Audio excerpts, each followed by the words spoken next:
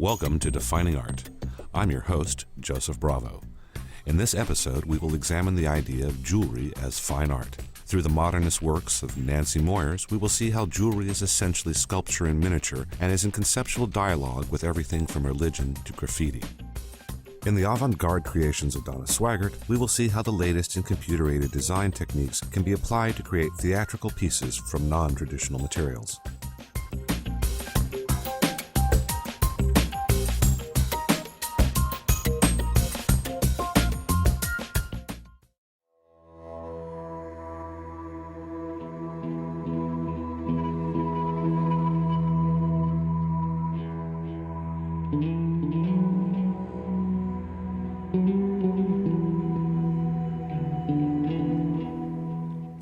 I think the thing about working on jewelry, all the little steps, sometimes they take so long. It's like everything's a ritual.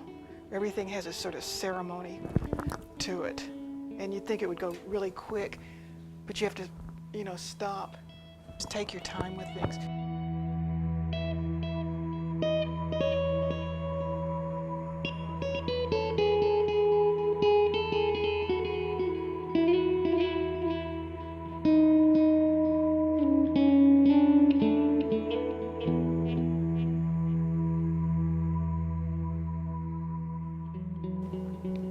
Hello, today on Defining Art, we're with Dr. Nancy Moyer in her home and studio. Nancy, thank you for joining us today.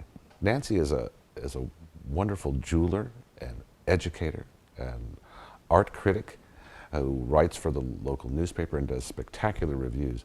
But in particular interest today is her jewelry fabrication and her ideas for jewelry as fine art. Nancy, why don't you tell us a little bit how you came to study fine art and get into jewelry and where you started. Give us a little bit about your background in this. Okay, well, the jewelry background, it gets interesting because I came into jewelry, which is my focus right now, by way of fine arts. And this is unusual for most jewelers. I actually studied sculpture as an undergraduate and then got into jewelry at the graduate level. And that was an accident. I was actually trying to stay into sculpture.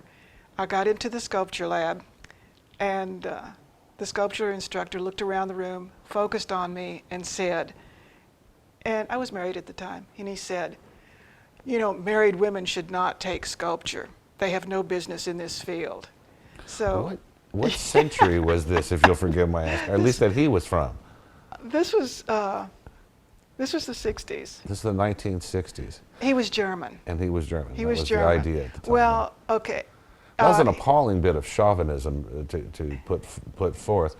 But I had been warned. But you had been warned to expect this. I figured, no, it can't be that bad. But that had an impact on you because you were studying sculpture. Yeah. And his saying that kind of sent you in another direction. Well, I didn't like his sculpture, so Okay. it wasn't a heartbreaker, but it actually sent me into three-dimensional design, which in that area was being run by a really dynamic man, Paul Dufour. And so that was good. So I got into jewelry that way. So I was bringing the sculpture background and the sculpture aesthetic into the jewelry at that time. And then I got a job teaching jewelry at Texas State University. Now, the problem was it kind of wore down. I was also doing sculpture at the time. I was doing paintings at the time. I do a number of different, I work with a number of different mediums because I think you should. I think they feed each other. Now then, after studying at LSU, as I recall, yes. and then you moved on and you did some, worked on your PhD. And where'd you go for your PhD? Yeah. Well, I went to Southern Illinois University in Carbondale. I love Carbondale. And what happened, I went into their education program because basically for an art degree, for a doctorate in art, you're going to go either art education or art history, at least at that time. And they had some experimental studio programs that were sort of laughable. And I thought, I really don't want to do art history. Art education, I can kind of grin and bear it. Well, it turned out to be an experimental program that they brought in students who had no education background for this doctoral program, and to see, how that would affect the curriculum. We had a wonderful time. And what they did, they looked at my art. At that point, I had 2 degrees in art. And they said, "You have a pottery deficiency." And I decided, sure, yeah, Okay, so I've got a pottery deficiency. Right. But it connected me with the art department there, which was a very good art department. My dissertation actually was on developing precognitive thinking through art, Oh, through an art outstanding. program. And they all loved that. Well, they were afraid of it, actually. They said, "You can do that." It was a theoretical dissertation. They said, "You can do a theory, but it's either got to work or you're out. Right. There's no middle area." And I thought, okay, yeah, why not? Because that would be interesting anyway. And what all so you have to bring philosophy to bear for that? You had to bring I brought psychology to everything. bear for that? I was, You had to bring developmental psychology to bear for that as well? Cognitive psychology Yeah. had to be brought together. we brought in for the that. psychology department. So I had faculty from 3 departments, from psychology, from education, and art on my dissertation committee. Why don't you tell us a little bit about what you think the role of jewelry is in fine art, and something about the history of how jewelry has functioned in society, and then what makes jewelry, as you practice it, fine art? The idea of craft Okay. and jewelry. Because I think there are a lot of programs that just approach it as craft. And that's basically being just involved with the material. You set a stone, that's Okay. craft. Even in painting, you put paint on a canvas. That could be craft. What I wanted to do, and where the basically studio jewelry that I do comes in, it's basically putting the idea in there. It's taking the idea that you would usually use in the fine arts and applying it to a craft, such as jewelry. Okay. And so basically, I start with a concept. Now, if we go back into, I'll pull this together. If we go back into where I'm starting in terms of my thinking with the jewelry, if you go back into prehistory, the way where jewelry started, basically early on, clans made beads. I think this is some of the earliest types of early jewelry is bead making. And you can go back, and the beads, they were worn around the neck, or usually very often sewn on clothing in different patterns. And they were used as identifiers to identify clans. I'm with this clan, I've got this pattern of beads on. And so you had kind of the era of identity at that point. The important thing was identity. What do I need to do? Then you come up through the ages about how it changes. Well, we go, on all of these things stay. The identity, there's still probably a level of identity. Well, there's class jewelry. identification. But you still get into these days, yeah, status. status. You get yeah. into status, marriage, wedding Right. rings, religion. You get into religion with, someone's wearing a cross. Well, that's that so clan, jewelry, or it's that jewelry's religion. been conveying meaning right along. It conveys meaning, yes. So there's always Yeah. symbolism in jewelry. Yes, but there's always been- also ornamentation. Okay. Because with all of that symbolism, you want it to look good somehow. Okay. So, and then sometimes you get off with fashion jewelry. It's just nothing but ornamentation. Okay.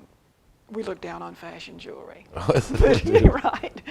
I would like my jewelry to reflect the age in which I'm living.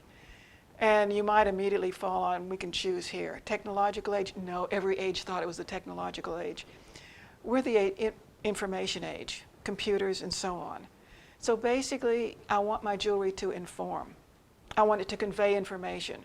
So not only there might be a status involved, there might be identifier, but also some kind of information. It actually can say something. It might say something about quantum physics. It might say something about, I've done some biographical jewelry, so if I wear it, it would say something about me. It could say something about our society, social situation. And I would also like for it to engage the people around. So someone wearing my jewelry, there's someone over there, they see it, and it's interesting. They come over, it engages them. They want to look at it, and in that sense, it can ignite a connection. Well, why don't we take a look at some of that and see what it engages and see what it tells us. I'll join your clan. Let's go look. Clan of mindset. Okay. So what's it say on the front here? Okay, this was the first one. This First is first proposal. proposal. And then I notice you have sort of identify each a, other. like, looks like a keyhole here, He because was it looks like a big lock. He was Catholic. And then you have, next to the keyhole, you have A split cross. a split cross. Yeah, this is a cross, and a split cross. And why the where it all lock? went wrong. Why the lock and key mechanism for Because the they're metaphor? personal. It's they're locked in my heart. Locked in your heart, okay. Yeah. Like a locket, I guess, of sorts. There's lots of layers of Lots of yeah, layers of lots meaning to this, layers okay. of meaning. Yeah. Okay. Now, as we go inside, then here's his portrait, Okay. and this is etched. It's all etched, and so his portrait, a little bit about him, and then this plaque underneath explains our relationship, but you can't read it. It's personal. I was a campus cartoonist, so these were cartoons kind of about that ambiance. Okay. And so I put my own cartoons in there. Let's look at some of these other pieces as well. That's So this is a fascinating. That's a whole new take on the idea of a biographical piece. locket. You have this piece here. It's got some text embedded in it. Okay. I think we were establishing that I really like text. This happened about the time where the National Endowments for the Arts banned individual or quit giving grants to individual artists. Well, we got a hold of some plaques were of endowments for the university. They were throwing the plaques out. And there were some small ones, and so I made impressions off of the small plaques and cast them, and they were coming out in parts like this. And I thought, this is interesting. It's endowments as artifacts. And so this basically, I did a series of the art endowment as just an artifact. It's just decorative. It no longer exists for what it was. It's meaningless. It's It is meaningless. now meaningless, yes. Okay. Now this These are is wonderful. probabilities. That's about probabilities. Why don't you describe this a little bit to us? Okay, again, some figures, photographs here, and it's showing them basically, in this sense, going around, although this is static. But in each of these little circles, it has a probability. For instance, disease or health. And, this could spin to see which will they go. Will they go through their probability of health or probability of disease? And so basically that's what it is. And this one is peace and war, and then Well, it's also like just fortune, different probabilities. oracles that rely Yeah. on chance to It's some chance. extent. Yeah, it's chance. You could think of chance. I think of probabilities.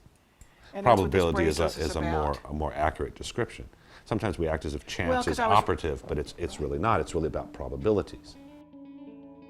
Now here we're going down into miniature, really. This was actually a photograph of graffiti on the side of a boxcar in McAllen. And what I wanted to do was, well, of course, the large graffiti, to miniaturize it, to be able to wear it. I thought the graffiti was just wonderful. The picture of it was great. So I thought, great, if I could wear this. So here you can wear the graffiti, and it brings a large-scale object down into a very small size. This is part of a series that I'm working on right now, which I was thinking about, well, what do you not see in jewelry very much? And I thought, well, narco-violence. Let's do the No, that border doesn't come up fence. much in jewelry. I think other painters tend to point to it, Right. but jewelers not But so jewelry much. hasn't done it, so Speaking of painters, this is the fence, the border fence, and what's going on with it. but you know, speaking of painters, this image looks familiar. This Yes, looks like this is- somebody we've already talked this to is on a- Defining Art. Who is this? This is a Mark Clark image, and he's given me permission to use the figures from his narco paintings So in this now series. we have So we are collaborating on these. you're in a collaborating sense. Yes. using a borrowed image with Yes, permission. with permission, yes. and then this is And quite so literally the basically- fence. And then you can see the shadowy figure on the other side that looks like just a reflection. But if you turn it around, it's the same figure, except, going to the bank with the money from the sold drugs. So it's basically, similar souls. Yeah. Well, this This is wonderful. Nancy, thank you so much for joining us today, and thank you for making these wonderful pieces and explaining to us how jewelry can really be ambitious as avant-garde fine art. My pleasure.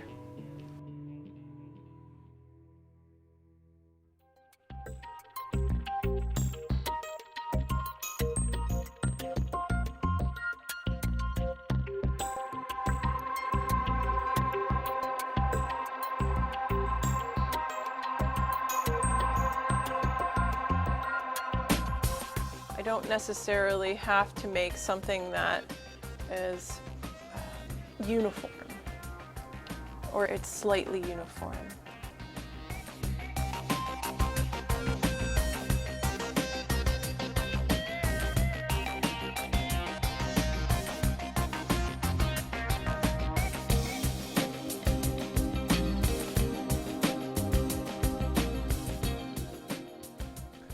Today we're in the jewelry laboratory at University of Texas Pan American, and we're with Donna Sweigart. Donna, thanks for joining us today. Thank you. Donna is a professor of jewelry and metal crafts here, and also of computer-assisted design. And particularly interesting in Donna's work is she combines techniques that are 4,000 and 5,000 years old with the latest, greatest techniques in computer-aided design. And we will see how both of these technologies, both ancient and contemporary, can be used to create fine art jewelry for the 21st century. Donna, why don't you tell us a little bit about where you studied and how you came to be intrigued by jewelry as fine art? Well, luckily, I was very influenced by my aunt, who was an artist, as a young person. So when I entered high school, I was a double period major. I was an art major in high school, which is, I guess, very unusual. And I found out that there was young artist workshops at Moyer College of Art. And I figured out how I could go there on the weekends. And they had a jewelry class, and I was excited about it. And so I can't believe my mother let me do this when I was 14 or 15, but she let me take the bus into Philadelphia, and I would go with my little toolbox, and I learned jewelry, and on and off, I've been making jewelry ever since. I did go to a small liberal arts college for my undergraduate degree, which is Arcadia University, where I did study abroad to Glasgow School of Art in Glasgow, Scotland. Which was immensely helpful for me because the way they teach is a lot different. And then for graduate school, I went to Temple University, which is Tyler School of Art, which is where I get into computer-aided design. Stanley Lexon, who is a full professor there and the head of jewelry, has been a pioneer in the field of computer-aided design as related to jewelry. Now, that's something that's really beginning to take off. I would imagine that the jewelry craft, because it's so traditional, might tend to be somewhat conservative. But with computer-aided design, are there a lot of jewelers who are beginning to migrate to these techniques? Actually, jewelers are the first people to get on bandwagons. Are they? Okay. Any way they can shave time or shave money, jewelers are willing to do it, and they're always interested in technology. And the people who I graduated with at graduate school, some of them are working at Tiffany's as 3D modelers and producing and doing 3D modeling for Tiffany's. Well, now that you mention it, it does stand to reason. Yeah. Jewelers were associated with goldsmithing, and goldsmiths were associated with alchemists, and they were sort of the bleeding edge of technologists and chemists of back to the Middle Ages. And so I guess they were probably the early adapters and the innovators in technology traditionally. Now that I think about it, it seems obvious. But we think of sometimes, I think when we look at jewelry design can sometimes be somewhat conservative. You are doing some extraordinary things with both traditional materials and with non-traditional materials. Why don't you tell us a little bit about some of the non-traditional materials you work with? Well, in learning computer-aided design, a lot of the mechanisms or the 3D prints that come from it are naturally made of plastics and alternative materials because they they're what is easy to facilitate printing. There are more expensive prints where you can print directly into metal and things like that. You would take in a 3D modeling program, which is designed to understand 3D space and 3D objects. You would design an object, and then it gets translated into a kind of file that, by slicing software, that a 3D printer or a rapid prototype machine can utilize to print an object in layers. So it actually prints objects in multiple layers until it becomes a whole object. And this is a technology borrowed from the world of industrial design and engineering. Mostly engineering, mostly car manufacturers and for industrial design applications. So most of the materials are there for prototypical objects that could possibly go in a car, and they want to try it out before they make a mold and go into thousands of pieces of equipment. So you studied at Temple University, right? Mm-hmm. And that's where you were sort of first introduced to computer-aided design. Describe a little bit about how it's computer-aided. And we know that these things are not done by a computer any more than paintings are done by brushes. Somebody has to drive this stuff, and it's labor-intensive work. So describe a little bit about the process. Well, basically, the hardest part of the process is learning the interface and learning how to build objects within this space. Because there's all these tools, and you actually tell the computer what you want it to build. And utilizing those tools takes some time, first of all, to understand how to look at something in 3 dimensions on a 2-dimensional computer, as well as to understand how it translates into a tangible model. So there's a difference between something that actually functions in the computer and something that will function outside of the computer. Jewelry exists, it's wearable art, and it exists in a social context as well. And I know sometimes when you create your pieces in these polymers, in these plastics, and you don't go ahead and print them and cast them in gold or silver traditionally, you leave them in these synthetic materials. And then I've seen you wear them, and I've seen you, and these are really extraordinary pieces if you get a chance to see them. That she has necklaces that have these spikes that come out of them, and even a bustle. I remember that you created plastic, and I thought it was interesting when I've seen you wear them to exhibits at the International Museum of Art and Science, and then eventually to our gala. There was an interesting sort of social reaction. What kind of reaction do you get when you do these sort of non-traditional pieces, and does it depend on where you go and what audience you encounter? Let me speak real quickly to why I end up working in these alternative materials. Well, first of all, it's the easiest, it's reasonable to print. And as well, I can cast into metal, but one of the wonderful things about the plastics is it gives me the opportunity to kind of go larger, whereas we're so limited with precious metals and the size and the weight of something. It really allows me a lot of freedom. And that freedom turns into these large necklaces, and in wearing these large necklaces in context, I get many different reactions. Some people being afraid to come anywhere close to me. Sometimes people can't. They want to touch me, and it's also kind of a showpiece, and so people react to it very differently. So it's like you have to be ready when you wear one of these pieces. You have to be ready for the costume. It's kind of a performance, and that you have to be ready for how people will react.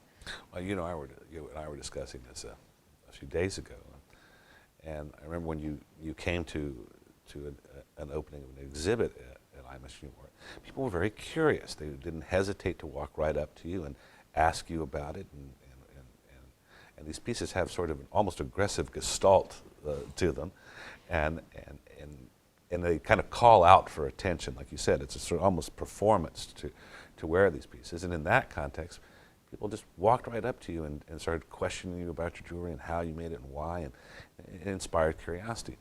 Depends on where you are and who's there, and what even time of day it is could probably affect the way people read the work. Well, that also goes to this idea of jewelry as fine art. It goes a little bit beyond ornament and brings more narrative content and philosophical content to bear. Why don't you describe a little bit how you think jewelry functions as fine art, and what makes fine art jewelry distinct from more ornamental jewelry?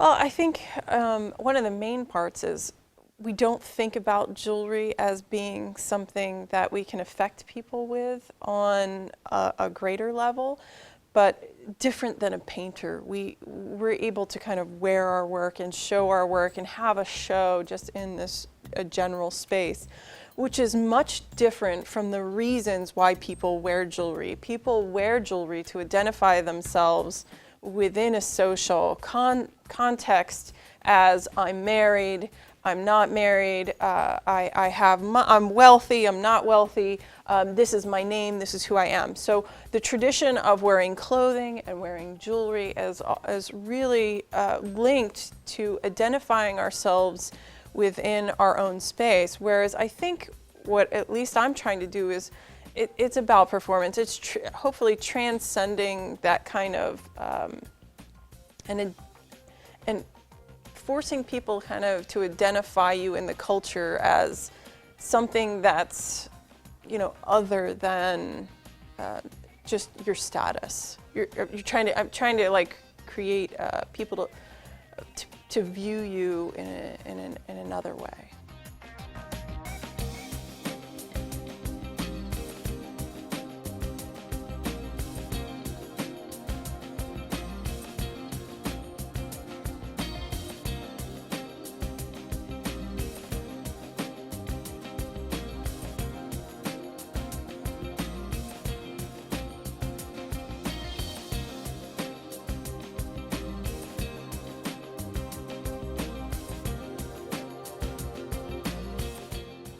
For over 40,000 years, artisans have been crafting jewelry as a mode of aesthetic expression and as a signifier of clan identity. Over that period, jewelers have been both artists and technologists, often deploying the most advanced techniques of their eras in an effort to create elegant adornment. But that adornment has always existed in a social context, and to this day, the wearing of jewelry involves some aspect of social theater that indicates something significant about the person who wears it.